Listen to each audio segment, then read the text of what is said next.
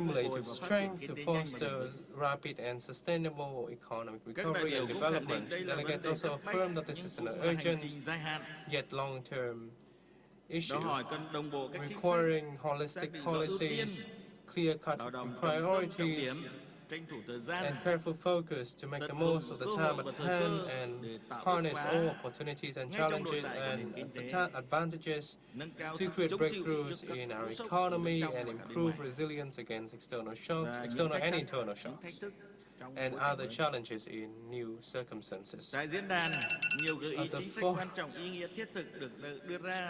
Many recommendations have been put forth in very meaningful and substantive manner surrounding the theme of the forum that I wish to summarize as follows for Vietnam to achieve greater sustainable development.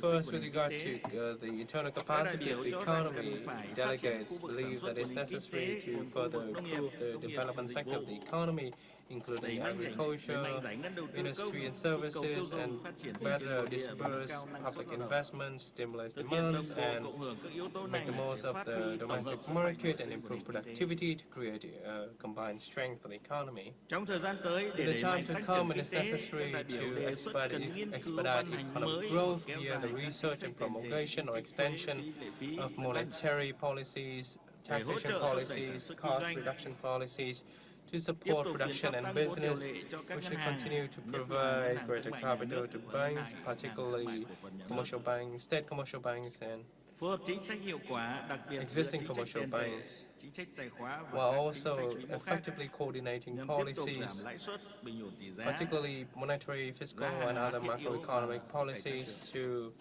reduce interest rate, achieve stable exchange rates, among others. We should also holistically implement measures to address difficulties, restructure markets, promote development, and effective management of exchange markets, insurance markets, corporate bonds markets, and real estate markets. We should also effectively harness the domestic market and improve domestic consumption purchase power parity via trade promotion and distribution via digital platforms and e-commerce, so that Vietnamese people can use more Vietnamese goods and create greater domestic tourism demands. According to experts at the forum, if consumption can increase by 1 percentage point, can help Vietnam's GDP increase by around 0.2 percentage points. We need to have a more targeted management of fiscal policies to create fundamental breakthroughs in disbursement of public investment, especially for key transport projects, and improve and complete strategic infrastructure, including the North-South and East-West Expressway, and expedite the construction of the express railway from North to South, and effectively implement the master plan, regional plan, and provincial master plan. According to the experts that we have listened to today, we can disperse 95% of the public investment for 2023 alone. We can achieve an increase of 2 percentage points in terms of GDP growth for this year. For this year, we have a total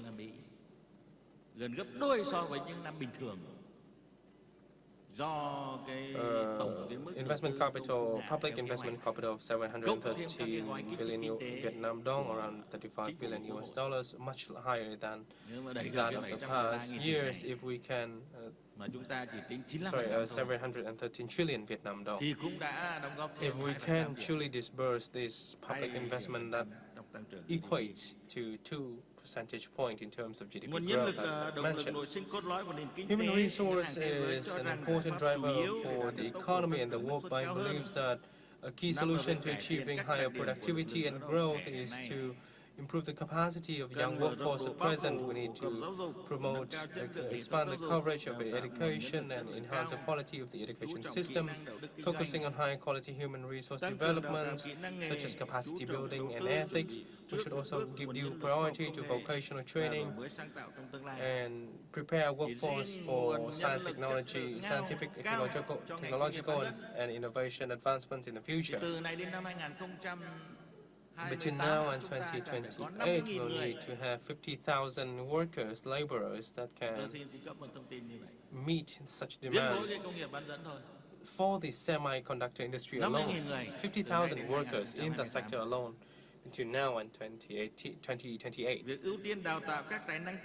Giving priority to training for unique talents and emerging skills has to be the top policy for Vietnam in this new phase of development. The ILO proposed the research and licensing of new skilled work permits in line with international standards, in line with their expertise and skills. And the World Bank also suggests further improving the social assistance system that is adaptable and adjustable and modern to protect households from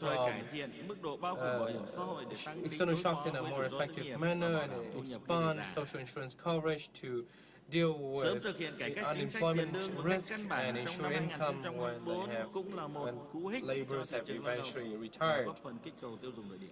Economic restructuring will also be very important in stimulating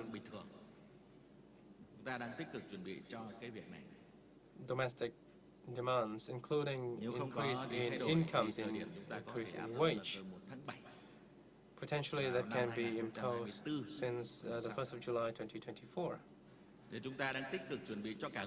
We're making active preparations both in terms of resource and institutions to increase domestic wage in line with this resolution of the 7th plenum of the 13th National Party Congress, of the 12th National Party Congress. We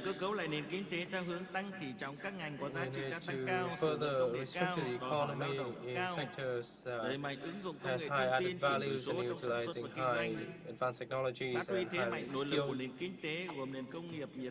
and high level of skills.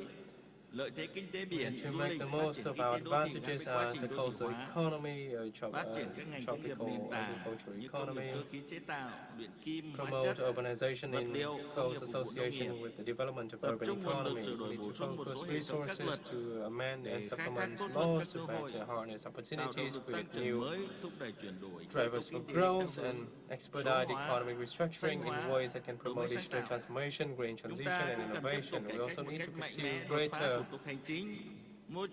reforms in terms of administrative reforms to create a more enabling business and investment environment for businesses to create new vitality in our business environment. This is the ultimate goal that we need to pursue. Second, we need to make the most of external resources while also promoting sustainable export. These are traditional growth drivers for Vietnam, though have been on the decline. You have to be proactive in preparing for attracting new generation foreign investment in key sectors, attracting strategic investors, have proper plans for connectivity and implementation, promoting tech transfer. We'll have a plan to be considered by the National Assembly in the October 6th session. The Ministry of Planning and Investment proposed to research and introducing incentives in high technology for enterprises with high-tech projects, enterprises with large projects, and those in high-tech equipment, as well as those with research and development centers. And I believe this is the proposal by the Managing Director of Samsung Vietnam. The National Assembly will actively consider your proposal in our 6th session in October. To promote export towards sustainable export, we'll make full use of the key export markets, as well as developing core and niche markets to meet the new requirements and demands of our destination country. Both foreign investment and export of our country only target around 10 major markets, but now we need to develop a 10+ policy strategy. Mr. Cung also mentioned emerging markets, new markets. I visited Argentina, Uruguay, and Southern America countries recently, and I wonder why have not we strengthened linkage with these huge markets like Brazil, Argentina, Peru, and many other major ones.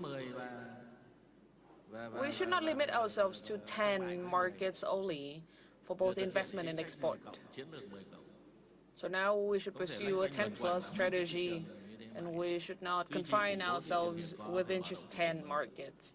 We have to sustain the 10 and expand to more. We need to make full use of the signed FTAs and strengthen our trade promotion, supply and demand linkage, and diversify our markets.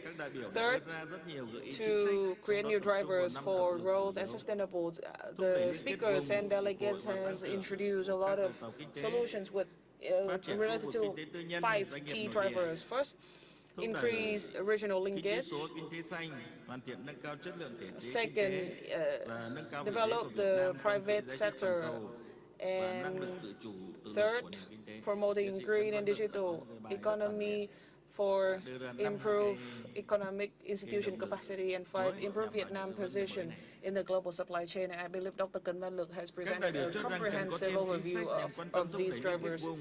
Delegates also view that we need more policies to support regional linkages, especially in powerhouses of Hanoi and Ho Chi Minh City. These two cities contributed 39% of GDP growth of Vietnam, and they are the promoters of drivers. And if we can promote economic development of these two cities, accounting for 39% of GDP growth, it would be helpful. There is a proposal on introducing Ho Chi Minh International Finance Center. We also need to promote the private sector. We need to drastically resolve the difficulties and obstacles that are hindering our domestic enterprises, especially administrative procedures, output market, and capital access. Associate Professor Trần Đình Thiên and the VCCI Vice Secretary General both talk about the biggest difficulties for enterprises is capital accessibility. Banks have a lot of money, but enterprises cannot access all of them. So this is a dilemma. We also need to improve the efficiency of our support policies and incentives for our enterprise. For example, encourage them to participate in the value chains, provide legal assistance. We also need to strengthen connection with other enterprises and create a synergy among all stakeholders. And I commend Samsung for your great efforts in improving the connection with other supply chains and improve the value of Samsung products. We also need policies to support SMEs, MSMEs, and we also need to have incentives for both state and private enterprises. Digital transformation must be promoted in 3 pillars: e-government, e-economy, and digital citizens, to maximize our efficiency and allow our citizens to be part of the social network and able to access new markets. Delegates also mentioned the practical benefits of green growth, and this is the inevitable way forward. They have the Fulbright experts have elaborated on this. We need to broadly issue green requirements and indicators, have proper budget allocation for green transformation, and reduce investment in energy-intensive industries. Some speakers mentioned the introduction of policy to improve energy efficiency, introduce our legal framework for green credits, green insurance, green banking. We also need to increase the accessibility to green credit through incentives for green investment and green credit in green projects in localities, as well as explore solutions and attract resources for green growth. I don't think never before have we heard a lot of green words as we are right now in this forum. First issue, green. Second issue, green. Third issue, still green. Riêng cái vấn đề xanh của ngành may mặc Bangladesh với Việt Nam thế nào thì about the textile industry in Bangladesh and Vietnam and China, Mr. Cường has talked about the opportunities and difficulties, and we need to look at his insights. Why, in this crisis time, Bangladesh industry is still booming? Is it just because of pricing? Many people from the industry told me that we are just slowing behind. We're lacking behind them. And I think in a few days' time, I'll have an answer to this, because on 21st, I will visit Bangladesh myself. And I will see with my own eyes and find the answer to this. But we have to be serious in finding the answer to this question. And of course, we can work with Bangladesh to form a supply chain in this industry. We have already worked with Thailand in the rice supply chain. Why not Bangladesh and the textile industry?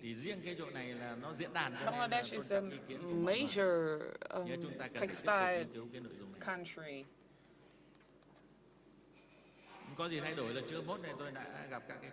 And according to plan, by lunch of 21st, I will meet with Bangladesh textile and enterprises. So 2 more days to go. A market of 168 million people. It's only 2 hours flight from us. Should we cooperate with them in this?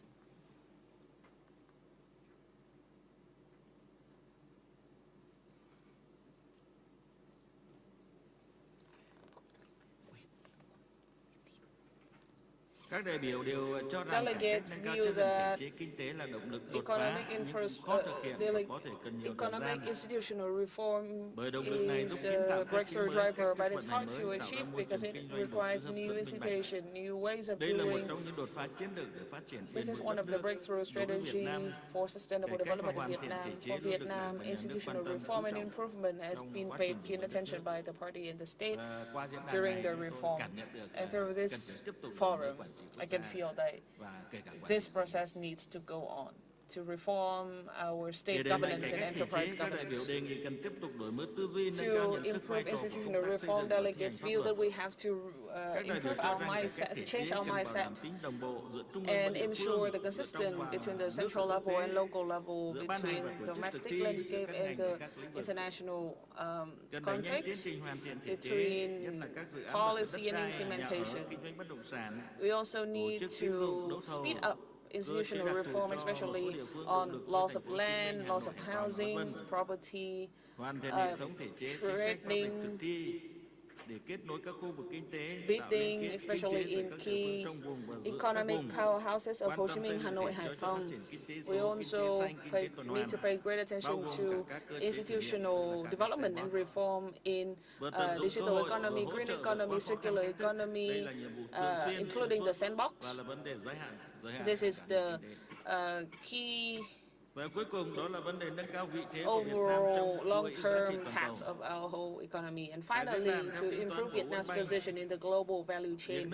According to World Bank calculations, Vietnam's upgradation position will add 2 to 3% percent point of GDP every year. 2 or 3% GDP to Vietnam's GDP. We also need to domesticalize the supply chain and reduce dependence on imports of equipment of spare parts of material. We also need to increase regional and interregional linkage, increase connectivity between domestic enterprises and MNC making investment in Vietnam. We need to make full use of FTA to strengthen linkage with our strategic partners and diversify the market to manage risk and reduce dependencies on just some partners and markets.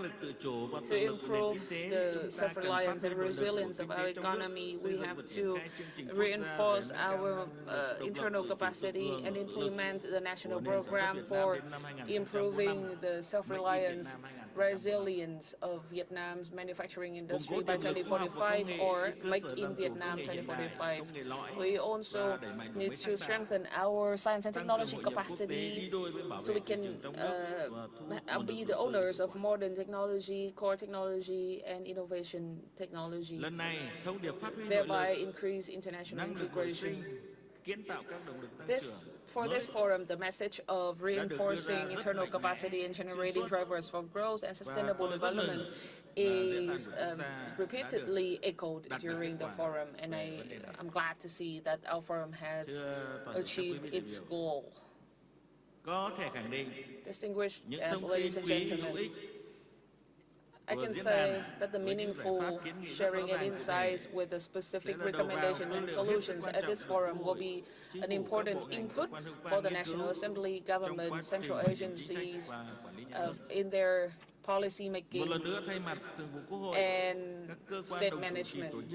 On behalf of the National Assembly Standing Committee hosting agencies of the forum, I'd like to thank leaders of the party, the state, the Vietnam Fatherland Front, central agencies, localities, expert scientists, National Assembly deputies, and news media agencies for timely updating and reporting and covering the forums. We also thank Excellency ambassadors, head of missions of international organizations and international experts for attending the conference here or through video message for your great contribution. I look forward to meeting you in the next forum next year. I declare the Vietnam Socio-Economic Forum 2023 has successfully concluded. I wish you all great health, success, and happiness, and I wish Vietnam economy grow and thrive as targeted by this forum. Thank you very much and see you again.